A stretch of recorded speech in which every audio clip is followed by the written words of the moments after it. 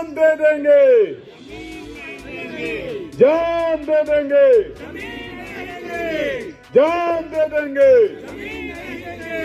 लोना माता स्मारक वापस दो, अपना अधिकार वापस लो, बौद्ध बिहार का अधिकार वापस लो, बौद्ध बिहार का अधिकार वापस लो, मिल्कीपुर ताहिरपुर योजना रद्द करो, गंगा में पानी नहीं बंदरगाह किस काम का। हम बोलो गंगा पाए तो साथियों, वही तथागत बुद्ध विहार में हूँ, जो कि मैं अभी आज मैंने पूरा वो कवरेज किया है कि ज़मीन को लेकर के जो बुद्ध विहार की जो ज़मीन है, जो धरोहर को नष्ट करने के लिए इस ज़मीन को कब्जे में सरकार ले रही है कॉरपोरेट कंपनी के माध्यम से। तो वो ज़मीन में भी मैंने दिखा दिया कि 7.5 बीघे के करीब में ये ज़मीन है और किस प्रकार से बुरी नज़र जो सरकार की पड़ी है इस पर। तमाम बहरहाल बहुत सारी बातें हुई, लोगों से हमने चर्चाएं की। हमारे बीच में एक खास मेहमान जो कि राकेश मौर्य जी हैं, बसपा सरकार में पूर्व मंत्री रहे हैं और वर्तमान में ये तथागत जितना बुद्ध की ये अनुयायी के रूप में ये उभरे हैं। जहाँ जहाँ भी ऐसे तथागत बुद्ध के ऊपर कोई प्रहार होता है या कुछ किसी भी प्रकार की कोई क्षति होती है, वहाँ पे इनकी मौजूदगी होती है। कहीं भी हो, भारत के कोने कोने में आप जाते रहते हैं और आज इस भूमि पे आए हैं। क्या कहना चाहेंगे, सरकार को क्या चितलाना चाहेंगे? आप पहले पूरा परिचय के साथ में हमारे दर्शकों को बताएं कि आप बौद्ध धर्म पे कब से कार्य कर रहे हैं। अधिवक्ता डॉक्टर राकेश कुमार मौर्य, पूर्व मंत्री, उत्तर प्रदेश सरकार मेरा नाम है। भगवान बुद्ध और उनके धम्म पर मुझे मान्यवर काशीराम जी से जो बात समझने को मौका मिला है, बातचीत करने का, उसके बाद से लगातार चिंतन मनन अध्ययन के बाद जिस निष्कर्ष पर मैं पहुंचा हूं, साफ जाहिर है कि 22 जुलाई 1947 को भारत की संविधान सभा ने राष्ट्रीय ध्वज कमेटी की बैठक में सर्वसम्मत से यह निर्णय लेकर पारित किया है और भारत सरकार को आदेश दिया है कि बुद्ध का भारत बनाने की जिम्मेदारी भारत के प्रधानमंत्री और उनके मंत्रिमंडल के साथ राष्ट्रपति महोदय सहित भारत के प्रत्येक नागरिक की है। इसका पालन नेहरू से लेकर मोदी जी तक की सरकार ने आज तक नहीं किया। मोदी जी कहते जरूर हैं कि हमने दुनिया को बुद्ध दिया, युद्ध नहीं। वे मतलब की बकवासबाजी कर गए। बुद्ध को इन्होंने पैदा किया है, जो बता दिए कि हमने बुद्ध दिया है। उनको कहना चाहिए कि भारत देश ने दुनिया को बुद्ध जैसा महान व्यक्तित्व तो दिया है, ये बात ज्यादा अच्छी है। लेकिन उन्होंने झूठ बोल दिया कि मैंने बुद्ध को पैदा किया। कितना बड़ा झूठा आदमी है पूरे दुनिया की नजर में। और वैसे भी आरएसएस और बीजेपी को, जहां तक मैंने पढ़ा इनके थिंक टैंक को, हेडगेवार, गोलवलकर, पंडित दीनदयाल उपाध्याय, अटल बिहारी वाजपेयी सिंह की किताबों को पढ़ा हूँ और मोदी जी के भाषण तो लगभग रोजे सुनता हूँ। 100% झूठे हैं। अब बुद्ध में भारत के 1 नंबर के दुश्मन हैं। जितना बड़ा पुष्यमित्र शुंग, पतंजलि, कुमारिल भट्ट और शंकराचार्य ने विनाश किया है, उससे बड़े ये विनाश करता लोग हैं। बुद्ध में भारत के खिलाफ है। अगर ऐसा नहीं होता तो जोगिंदर कुमार बनाम उत्तर प्रदेश राज्य AIR 1994 सुप्रीम कोर्ट 1349 की कंडिका 13 में लिपिबद्ध राष्ट्रीय पुलिस आयोग की तीसरी रिपोर्ट में लिखा हुआ है कि भारत देश के विभिन्न कारागारों में जितने लोग बंद हैं उनमें 60% निर्दोष हैं।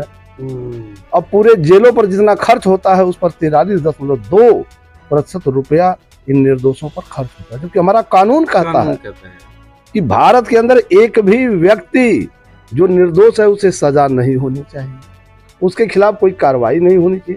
यदि किसी के खिलाफ कार्रवाई हो गई है तो सरकार हर्जाना देगी। हाँ, हर्जाना देगी और पीड़ित परिवार को सुरक्षा और संरक्षण देगी। ये सारी बातें उसमें लिखी हुई है। लेकिन सरकार क्या कर रहा है कि ये सरकार जब 60% लोग निर्दोष जेलों में है तो इससे जाहिर हो गया कि बुद्ध के भारत में है कि हत्या नहीं करना चाहिए, चोरी नहीं करना चाहिए, झूठ नहीं बोलना चाहिए, व्यभिचार नहीं करना चाहिए, नशा नहीं करनी, ये सारी चीजें तो सरकार में आ गई 60% में।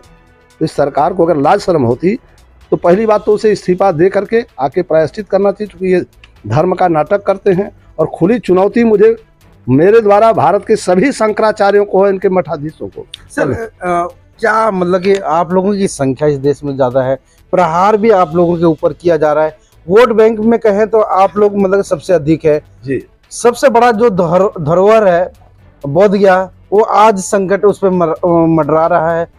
मतलब कि लगभग 400 दिन हो गए हैं, अभी तक सरकार ने अपने मैनिफेस्टो में नहीं डाला है, सिवाय तेजस्वी के, जो कि अगर उनकी सरकार होती है तो मतलब कि राज्य में मतलब उन्होंने डाला हुआ है।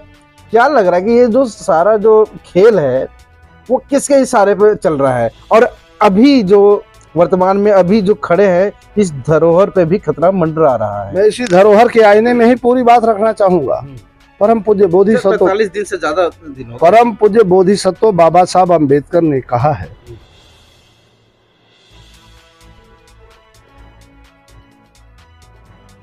कि हिंदू धर्म में मैं पैदा हुआ, ये मेरे बस की बात नहीं, लेकिन हिंदू धर्म में जिंदा रहकर मैं नहीं मरूंगा, ये मेरे बस की बात है। ये बात 25 में कहा और 1956 में भगवान बुद्ध के धर्म को स्वीकार किया 14 अक्टूबर को, और कहा कि आज मैं हिंदू धर्म के नरक से छुटकारा पा गया। ये बात तो फाइनल हो गई। अब सवाल उठता है कि जो आपने पूछा कितनी बड़ी कौम, तो उसके लिए बाबा साहब ने कहा कि शारीरिक गुलामी से मानसिक गुलामी ज्यादा खतरनाक होती है। पूरा का पूरा भारत के बौद्धों का जब इनाम रख के कत्लेआम कराया पुष्यमित्र शुंग ने, पतंजलि जो बनता है इसने करवाया, षड्यंत्र रचा। उसके बाद शंकराचार्य ने भी राजा सुधन्वा की सेना लेकर 70,000 सेना, उसका खजाना लेकर तलवार के बल पर बौद्धों का कत्लेआम कराया। तो हमारी तरफ तो है कि सील का पालन करते हैं। भगवान बुद्ध का संदेश है कि पाड़ा ते पाड़ा वेरमणि शिक्षा पतंग समादयामी। तो इसके रिएक्शन में इसने कहा कि वैदिकी हिंसा हिंसा न भवति, वैदिक यज्ञों में की जाने वाली हिंसा हिंसा नहीं है। इसका साफ जाहिर हो गया कि सीलमय भारत का सत्यानाश इन्हीं भारत के मनवादियों ने किया है। इसलिए मुझे लिखना पड़ा कि पूर्वजों की कारवां पर, या यहीं के लाइन पर ले लीजिए, पूर्वजों का कारवां बुलंद कैसे होगा, उस पर लिखना पड़ा मुझे कि जो हमारे साथ साथी लोग खड़े हैं, इन्हीं लोगों की कामयाबी पर जल्द ही बुलंद आपका कारवां होगा, पूर्वजों का कारवां। हमारे संघर्षशील साथियों की कामयाबी पर बुलंद पूर्वजों का कारवां होगा, और जल्द ही मनवादी जल्लाद के हाथों से रिहा अशोका दी ग्रेट का आसिया होगा। चखाएंगे मजा बर्बादियों का गुलशन से की गई गुस्ताखी का। सुना है जल्द ही जालिम से हमारा मुकाबला होगा। मेरे पहलू से मत भागना यार, हो सकता है कि न जाने बाद मुर्दन कौन यहाँ कल कौन कहाँ होगा। तो सवाल उठता है कि हमारा जो न्यू सारनाथ बन रहा है, आप अंदाजा लगा सकते हैं कि भारत सरकार के अंदर जरा भी रहम होती तो इधर गंगा नदी है, इसमें तो पानी आता होता नहीं। गर्मी के दिन में तो पैदल पार कर लेगा आदमी, उसके बाद भी यह बना रहे हैं। यह कितना बड़ा राजनीतिक षड्यंत्र नहीं, सांस्कृतिक आपराधिक षड्यंत्र है। भारतीय संविधान अरबों रुपए का इसमें लगता है, वो कहाँ से मतलब सरकार मतलब करेगी? वो तो पूरा देश लूट डाले। पूरे पिछड़े वर्गों के अंदर जो 18% उनके आमदनी थी जो उनके पास, वो मोदी की सरकार लूट लिया। 12-13 वर्षों में मात्र 8% रह गया। 10% ऊंची जातियों को, पूंजीपतियों को दे दिया। इसीलिए तो हमारे नेता शोषित इनकलाब के लेनिन जगदेव प्रसाद ने कहा कि ब्राह्मणवाद और पूंजीवाद दोनों से भारत बर्बाद। तो ये तो भारत बर्बाद। आपने बीच में आस्था की बात रखी थी। आस्था? हाँ, आस्था की बात रखी। मैंने कतई नहीं रखा आस्था का सवाल। भारत के मैं उन लोगों के लिए मैं कह रहा हूँ कि आपने मतलब आप तो सबसे मतलब वर्ग में तो सबसे ज्यादा अधिक हैं। हाँ। संख्या में सबसे अधिक हैं जी, मैं आपसे बताया। मगर आपके ही लोग उनके लोगों को मजबूत बनाने कह रहे हैं। मैं इस बात को समझता हूँ कि कुशवाहा जाति जो आज कहती है, कुशवाहा कोई जाति नहीं है। बौद्ध में भारत बनाने वाले लोग शाक्य थे, मौर्य थे, सैनी थे, कंबोज थे। इसके अलावा अगर और गहराई से समझें तो 16 महाजनपद 10 गणराज्यों के लोग थे, और 4 जो दादा चंद्रगुप्त को दहेज में प्रदेश मिला था काबुल, कंधार, बलूचिस्तान, अफगानिस्तान, तो 16 4 20। इस 20 प्रदेश कह लीजिए तत्कालीन के निवासियों ने बनाया था और उन्हें इन्होंने जातियों में बांटा, वर्णों में बांटा, वेद बनाए। ये सब का सब 150 ईस्वी के बाद का है। तो संभाल क्यों नहीं पाए उस मतलब तथ्य को जो आप पेश करना चाह रहे हैं? अभी तक क्यों नहीं संभाल पाए, क्यों बिखरे हुए हैं? सवाल यह है कि जिस कौम में मैं पैदा हुआ हूँ पूरी कौम मानसिक रूप से गुलाम है, वरना बीजेपी एक दिन के बाद दूसरे दिन रोड पर निकलना मुश्किल हो जाएगा आरएसएस बीजेपी का, और 24 घंटे सरकार नहीं चलेगी। और मैं उसी तैयारी में लगा हूँ। अब यहाँ से यह आंदोलन सीधे गाँव में चलेगा। पहले चरण में बनारस मंडल के गाँव में चलेगा। मोदी भगाओ देश बचाओ, सबसे पहले संघ मुक्त भारत जो नारा बोले थे, मोदी मुक्त भारत होगा सबसे पहले बनारस। हो मोदी मुक्त भारत होगा सबसे पहले बनारस होगा। कहीं ना कहीं सवाल आप लोगों के ऊपर भी उठ रहा है और उनपे जो उंगली खड़ी करते हैं आप लोग, मगर कहीं ना कहीं वो तो अपने उसके लिए तो सक्षम है, वो तो काम कर रहे हैं अपने आप को मजबूत बनाने के लिए, मगर आप लोग क्या कर रहे हो? हम जगाने में लगे हैं। हमारे लोगों को हजारों सालों से गुलाम बना के रखा गया। एक तो पहले मौर्य साम्राज्य का विनाश किया, राजा की हत्या किया, इनाम रख के बौद्ध गुरुओं की हत्या कराया, नालंदा, तक्षशिला, विक्रमशिला, मगधशिला जैसे 84,000 जो विश्वविद्यालय महाराजा अशोक ने बनवाया था, सबको षड्यंत्र के तहत सत्यानाश किया। आप भी जेल में चले जाएंगे उनके खिलाफ बोल रहे? मैं चाहता हूं कि जितना जल्दी हमें जेल में भेज दें, ताकि मैं बैठे हुए सब बहादुर साथी जो निर्दोष हैं उनको बताऊंगा कि फांसी के फंदे पर झूलने की तैयारी करो और भगत सिंह के तर्ज पर चलकर इनको फांसी पर लटका दिया जाए। जितना जल्दी इनको हो हमको ले चले ना। देख लो कहीं आवाज आपके बंद ना करवा दें वो लोग। बंद क्या कर देंगे, मौत से ज्यादा क्या दे देंगे। इसलिए मुझे लिखना पड़ता है कि फर्ज पर मिटने वाले दरअसल में मर नहीं सकते। मौत आ जाए सम्मुख मगर भी डर नहीं। शहादत हासिल होती है राकेश भ्रमर कुछ खुश नसीबों को, जिन्हें है जिंदगी प्यारी असल में वे कुछ कर नहीं सकते। मगर कहीं ना कहीं बिकने की भी सवाल आ जाती है। जो बिक सकता है बिक जाए, यही समाज के लोग बिक जाते हैं। पूरे भारत की अगर अर्थव्यवस्था मौके पे ही धोखा दे जाते हैं। मेरी बात से समाज हमारा अनपढ़ हो गया है, सांस्कृतिक दृष्टि से गुलाम है।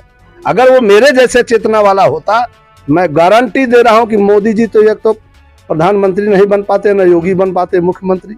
और जहां तक सवाल है कि मुझे धमकाने का, तो आज तक भारत में कोई माँ का लाल पैदा नहीं हुआ जो मुझे धमका सके या मुझे गुंडाई के बल पर रोक सके। मौत से ज्यादा कोई कुछ दे नहीं सकता।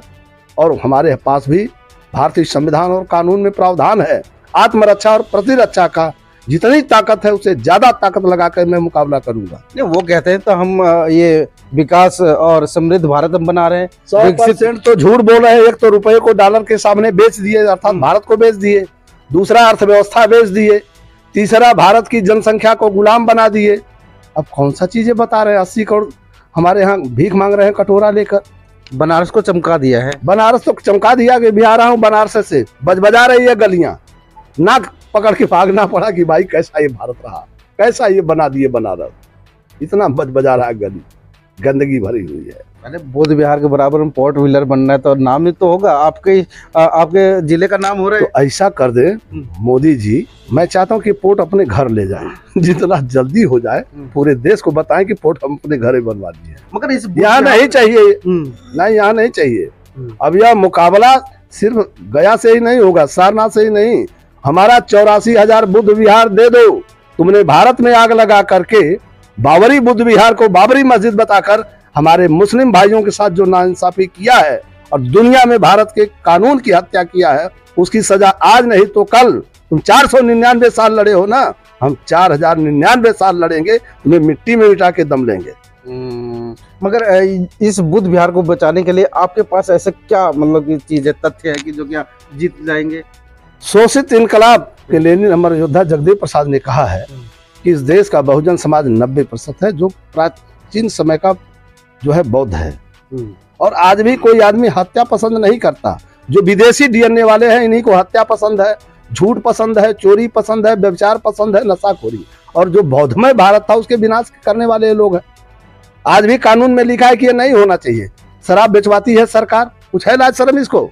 भ्रष्टाचार में अव्वल दर्जे पर पड़े हुए हैं और बेरोजगार घूम रहे हैं, उनको रोजगार तो मिलता नहीं, कटोरा लेके भीख मांग रहे हैं।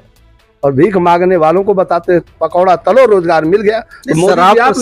शराब में जो बिक्री हो रही है वो तो भारत की समृद्धि में ही मतलब काम आ रहा है। ऐसा करिए कि मोदी जी अकेले पी जाते तो ज्यादा अच्छा है, और योगी जी वो वृद्धि हमें नहीं चाहिए, जिससे लोगों का शरीर का नाश हो जाए, दिमाग का नाश हो जाए, किडनी खराब हो जाए, लीवर खराब हो जाए, गुर्दा खराब हो जाए और फेफड़ा खराब हो जाए, वह विकास यही लोग ले जाएं। और कोशिश तो ये करें कि बहुजन समाज के लोग पीना बंद करें, इन्हीं लोगों को कह दें कि रोज एक आध ड्राम पिया करें, ज्यादा अच्छा होगा ये ड्राम पीने वालों का, क्योंकि इन्हीं के चलिए चलते चलते बहरहाल क्या संदेश देना चाहेंगे? अगर ये वीडियो अगर सरकार तक अगर ये वीडियो सरकार तक पहुंचती है और सुप्रीम कोर्ट में जाती है ये वीडियो, तो क्या आपकी तरफ से आश्वासन होगा इस बोध विहार को और जो बड़ा पहली बात तो है उसको मुक्त कराने मैं के लिए? समझ रहा हूँ chief justice of India Gavai साहब को साधुवाद देना चाहूंगा।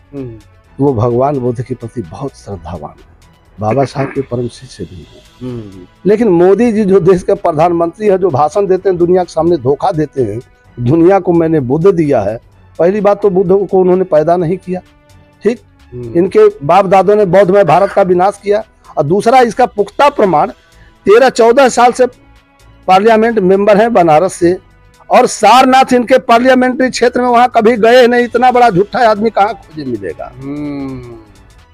पांव पड़ता है बनारस में, सारनाथ में नहीं जाते, जबकि एक बिलांत की दूरी पे भी नहीं है। अरे भाई उसको कह लीजिए कि इन्हीं के पार्लियामेंट्री क्षेत्र में है भाई, मतलब उसी लाइन से गुजरते हैं, जगह से जहां से 100 कदम जाके पहुंच सकते हैं। इतना बड़ा धूर्त आदमी शायद दुनिया में कोई होगा जिन्होंने बुद्ध के प्रति हृदय में कितनी घृणा है, इस बात का पुख्ता प्रमाण है। दुनिया से कहते हैं मैंने बुद्ध दिया, और उन्हीं के पार्लियामेंट्री क्षेत्र में कभी दर्शन करने नहीं गए। सारनाथ के बजाय चले आए गढ़वा घाट तक दर्शन कर आए, उसके बाद चले गए गंगा आरती कर आए, बहुत भागे भागे गए तो दुर्गा माई तक पहुंच गए, दुर्गा कुंड चले गए, गंगा स्नान भी कर लिए। लेकिन इनके मन में बुद्ध के प्रति कितनी घृणा और नफरत है, ये तो दुनिया को बताऊंगा। पहले तो अभी जन यात्रा हम लोग निकालेंगे, अच्छा गाँव बताने के लिए क्या एकदम जन आंदोलन करेंगे। उत्तर प्रदेश और बिहार तक जो बुद्ध विहार में चल रहा था, अब इसे बाहर एकदम गांव में चलेंगे, सड़क तक, सड़क एकदम, क्योंकि सड़क पर जब लड़ाई होगी बेधड़क और जनता जाग जाएगी तो इनको पहले हराएगी, उसके बाद पार्लियामेंट से भगाएगी, प्रधानमंत्री की कुर्सी से हटाएगी, और उसके बाद कानून के हिसाब से इनको उल्टा हम फांसी पर भी लटकाने की तैयारी करेंगे। चलिए, तो हमारे बीच में थे राकेश मौर्य जी, और काफी सार्थक विचारों के साथ में अब ये लड़ाई अब गेट से बाहर जाने वाली है, अब सड़क से संसद तक पहुंचेगी ये लड़ाई, और बौद्ध विहार का जो धरोहर जो बचेगा उसे बचा करके रहेंगे। अभी तमाम हमारे साथ में एक और भी हैं जो राज्य मंत्री स्तर पे। आप मैं अमरीश कुशवाहा जी, चेयरमैन UPCA, और यहाँ पर वर्तमान में इस ट्रस्ट का अध्यक्ष। और मैं यही सोचता हूँ कि ये जो लड़ाई है निश्चित रूप से सड़क पर जाएगी, जैसा हमारे भाई बड़े भाई ने कहा, और किसी भी रूप में हम लोग इसका अधिग्रहण नहीं होने देंगे, हम लोग जमीन नहीं देंगे। आज इस चैनल के माध्यम से मैं कहना चाहता हूं कि बौद्ध विहार निश्चित रूप से बचेगा, और इसकी लड़ाई हम लोग लड़ेंगे, और निश्चित नहीं देंगे जो है बौद्ध भगवान यहाँ रहेंगे। जो प्रतिमा है यहाँ पे स्थापित रहेगी, और जो भूमि है 7.5 बीघे की वो भी यहीं पे रहेगा। चाहे आप कॉरपोरेट वाले, चाहे कहीं भी आप अपने फोर्ट व्हीलर के लेके जाओ, मगर ये जो भूमि है यहाँ से खाली नहीं है, ऐसा मानना है सर। इस लड़ाई में जैसा ये सोच रहे थे कि बाबरी मस्जिद की लड़ाई में मुसलमानों के विरुद्ध हिंदू गोलबंद कर लिए, तो हिंदू तो माननीय सर्वोच्च न्यायालय नई दिल्ली ने कहा है 16 और 2023 में KM जोसेफ साहब और बीबी नागरत्ना साहब ने कि हिंदू कोई धर्म नहीं है, यह एक जीवन शैली है। तो मैं सर्वोच्च न्यायालय के मुख्य न्यायाधीश महोदय से विनम्र निवेदन करूंगा कि वह जीवन शैली क्या है, पंचशील के विरोध वाली वह हिंदू है या पंचशील है? पंचशील है तो भगवान बुद्ध का धर्म है, और इसके विरोध जो है वह हिंदू होगा, यानी चोरी करने वाला, डकैती करने वाला, बलात्कार करने वाला, देश बेचने वाला, झूठ बोलने वाला, यही हिंदू धर्म है इनका। इस बात का फैसला जनता की अदालत में होगा, पर खुलासा किया जाए। जनता के अदालत को ये प्रश्न, यानी सुप्रीम कोर्ट को ये प्रश्न है कि जो इन्होंने बताया है कि असली धर्म क्या है, बौद्ध धर्म है या हिंदू धर्म है। कहीं ना कहीं बड़ा चोट दिया है, और चोट क्यों ना हो, क्योंकि तथ्यों के आधार पर जो बात कही जाती है वो कहीं ना कहीं सत्य होती है, और सत्य के सामने आदमी झुकता नहीं है, जो आदमी सच्चा होता है। अब ये लड़ाई बंद कमरे से सड़क पे होने वाली है। आप समझ जाइए कि जब ये सड़क पे ये समाज बाहर निकलेगा तो आप लोगों का क्या हश्र होने वाला है। मैं संतोष कुमार एमबेस वाराणसी से, आप देख रहे थे आवाज भारत टीवी। धन्यवाद।